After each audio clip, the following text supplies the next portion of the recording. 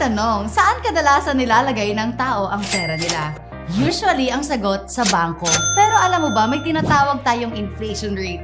Or ito yung pagbawas ng value ng pera ng tao. At ang inflation rate sa Pilipinas ay umabot po ng 7% just this year. So, ibig sabihin, nabawasan na pala yung savings mo ng 7%. Pero may tinatawag tayong interest rate. So, magkano nga ba ang interest sa bangko? Alam mo ba? Here's the graph. Kung ikaw ay may savings na 5 million pesos, ang tinubo niya or ang interest rate niya, alam mo ba, ay 1% lang. Tumubo yung pera mo ng 1%, pero nabawasan siya ng 7%. So, ibig sabihin, kung ikaw ay nag-ipon ng 5 milyon, nabawasan ka ng 6%. Lugi o lugi? You are losing your money by just saving it in the bank. Is savings good or bad?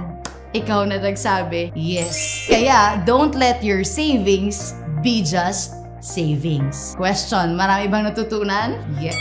Meron tayong tinatawag na 4 na klase kung paano kumikita ng pera ang tao. E, S, B, and I. E for employment, S for self-employed, B for business, and I for investment. E, ibig sabihin po nito, employed, ito po yung may 15-30. Sila po ay sumusweldo and usually they work for someone else. S for self-employed, ito po yung mga nagnenegosyo at sila rin nagbabantay sa sarili nilang negosyo. For example, may-ari ng bigasan. Ito rin yung mga nasa palengke nagbabantay, may-ari ng karinderya na sila namuhunan pero sila rin nagbabantay. Ang tawag po sa kanila ay self-employed. B for business. Ibig sabihin po nito, ito yung mga nagnenegosyo na yung may-ari hindi na nakikita physically sa store nila. One example is si Mr. Tony Tan Cakchong. Siya po may-ari ng Jollibee, siya may-ari ng Greenwich, Burger King, Mang Inasal, and many more. Question, yung may-ari ba ang nagbukas sa'yo ng pintuan at nagsabing, "Welcome to Jollibee, ma'am. Welcome to Jollibee, sir." O, tas naki-CR ka lang. Paglabas mo, come back again.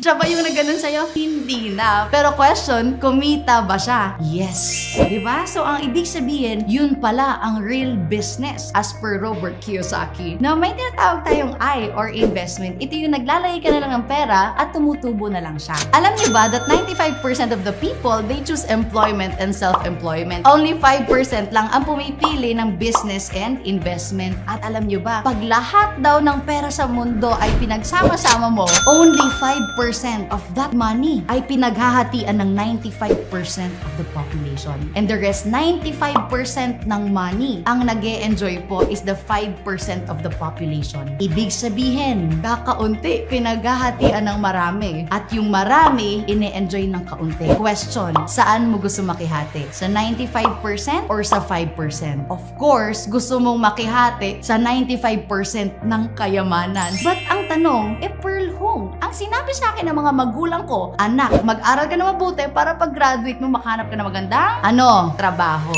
Bakit ganon? You know what? Kasi nung unang panahon, talagang uso po ang magtrabaho. Yun po yung tinatawag nating industrial age. Dati, isa lang ang may trabaho sa pamilya, pwede na. Tatay lang at yung nanay nasa bahay. Naglilinis, nagwawalis, pero well off na sila. Pero sa panahon ngayon, pansin mo, 2 na ang may trabaho sa pamilya, kulang pa rin.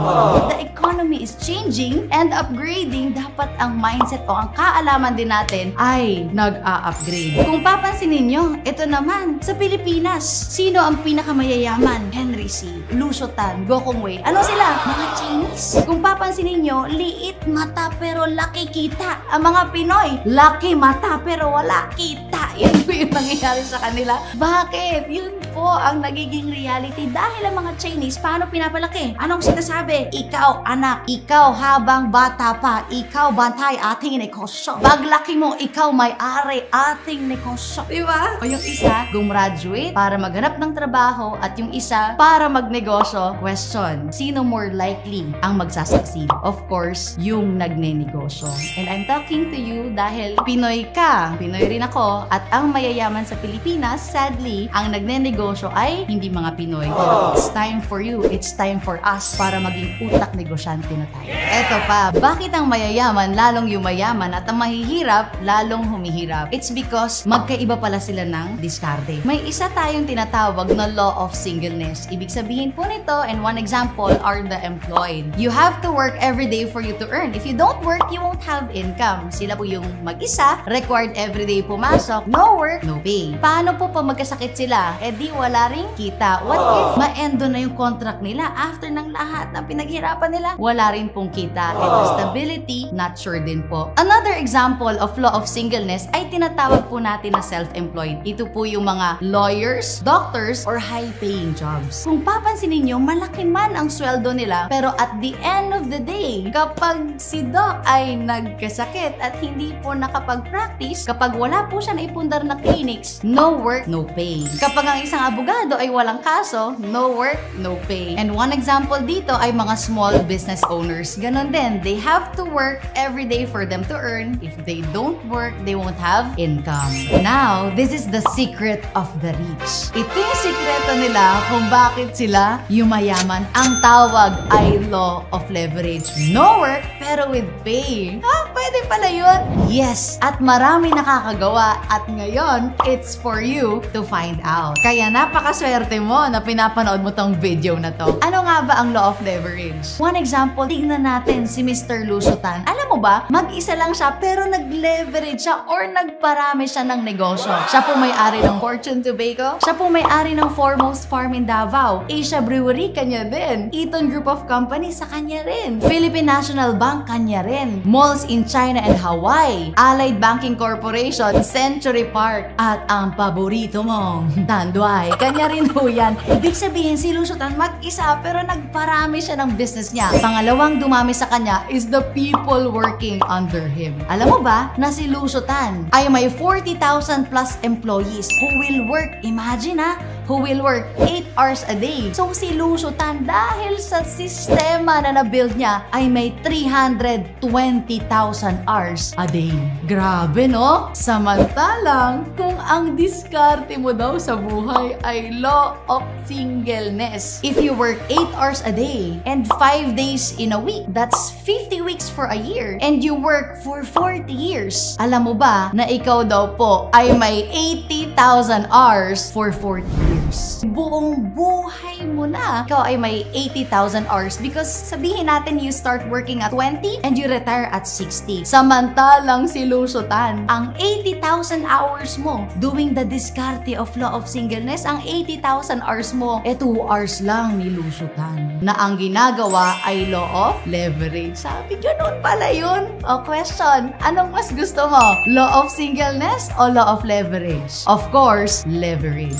So see the difference? It's not just about the money. It's about the time na sana pinapahinga mo na pero tinatrabaho mo pa. Yun po yung tinatawag nating working smart and working hard. So anong mas gusto mo? Working smart o working hard? Of course, it's working smart. So pag-usapan naman natin ang kinikita ni Lucio Tan. Sabihin natin that Lucio Tan is just earning 10 pesos per hour. Since si Lucio Tan ay may 320,000 hours a day, alam mo ba ang isang oras niya ay 3.2 million. So in 3 days, meron siyang 9.6 million. At sabihin natin si ate, ayaw pa rin mag-leverage. Gusto niyang law of singleness lang at mag-work siya for 40 years. So that's 80,000 hours. Sabihin natin na may naiipon siyang 120 per hour. Alam mo ba, that's also 9.6 million pero in 40 years. So it's not just about the money, but the time. Na sana, pinapahinga mo na, kaya lang tinatrabaho mo pa rin.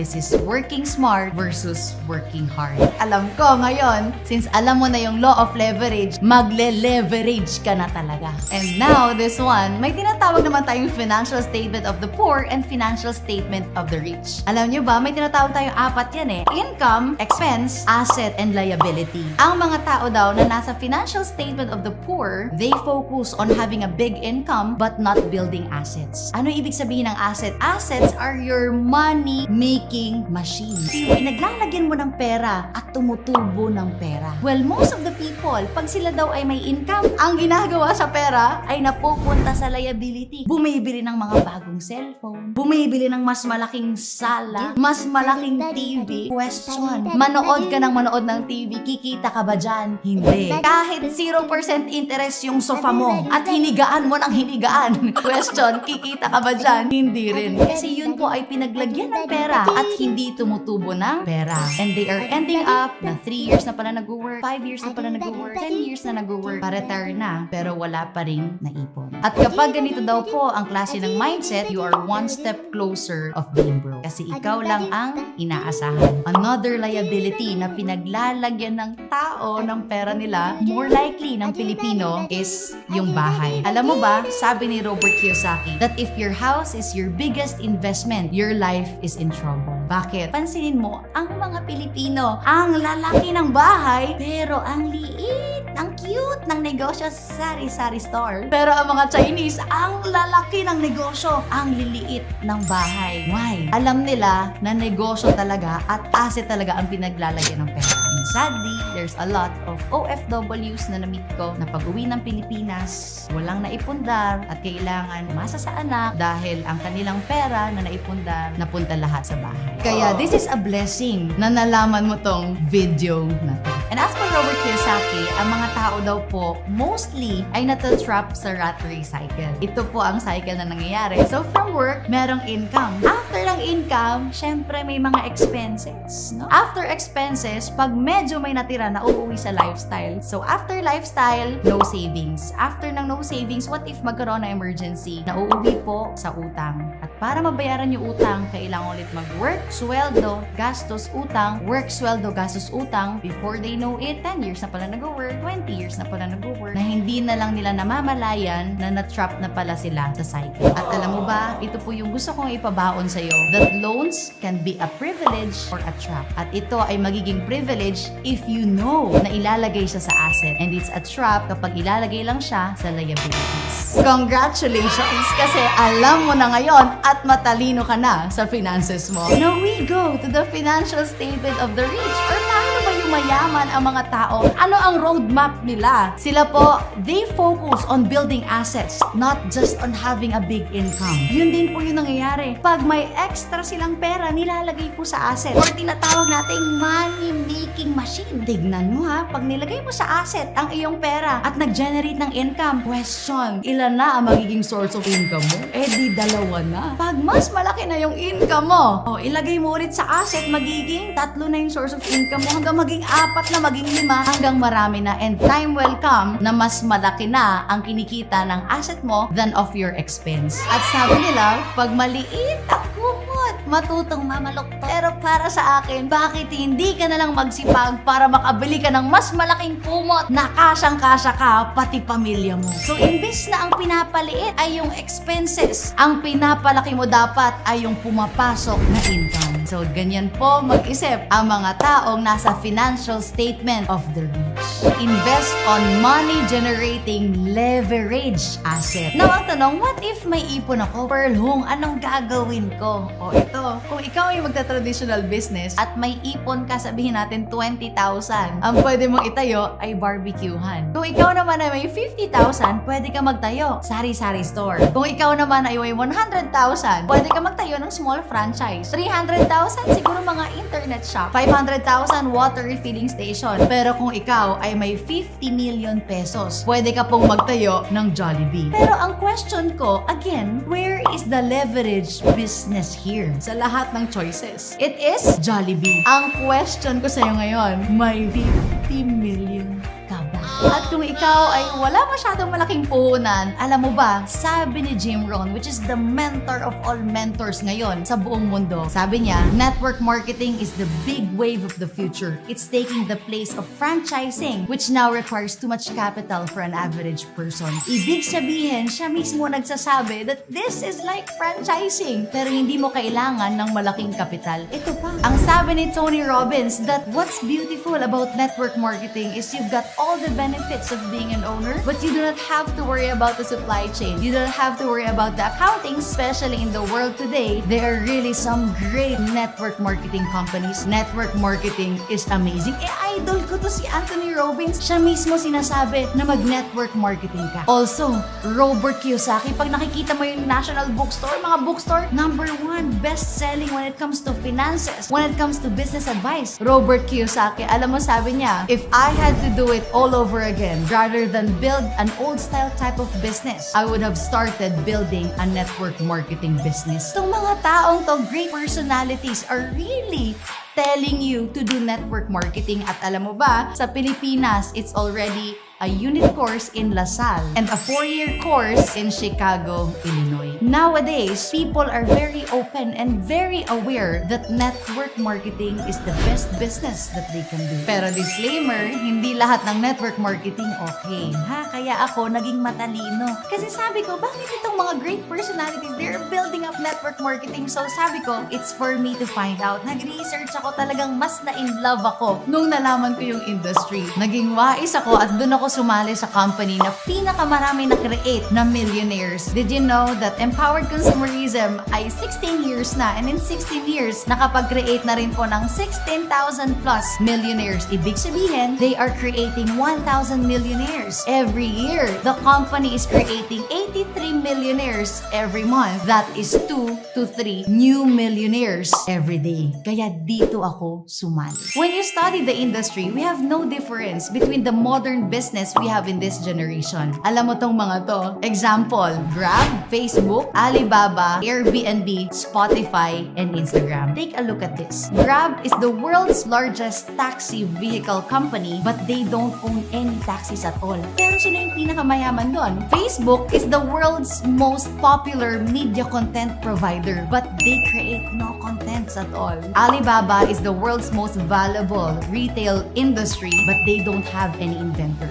Airbnb is the world's largest accommodation provider, but they don't own any real estate. Mas mayaman pa yung may-ari ng Airbnb than most of the businesses na hotels na decades nang nakatayo. Spotify is the world's most popular music service, but they don't own any music rights. And we have Instagram, the world's most valuable photo company, but they don't sell any cameras. What they all have ay system, and it is online. Wala pong pinagkakaiba sa ginagawa natin ngayon. And our community is Elites Empire. Elites Empire is a community of online entrepreneurs, whereas we are creating 1 millionaire every week because of our solid online system. We are helping a lot of people na gustong magnegosyo pero hindi nila alam kung paano sila magsisimula. Gustong magkaroon ng online business pero hindi nila alam kung anong gagawin. We are helping a lot of OFWs na sila mismo gustong magnegosyo at gusto nila sila ang may control ng negosyo nila. That's why they are choosing this business. Actually, marami na rin kaming napauwi na OFW na nandito sa Pilipinas enjoying their time and financial freedom.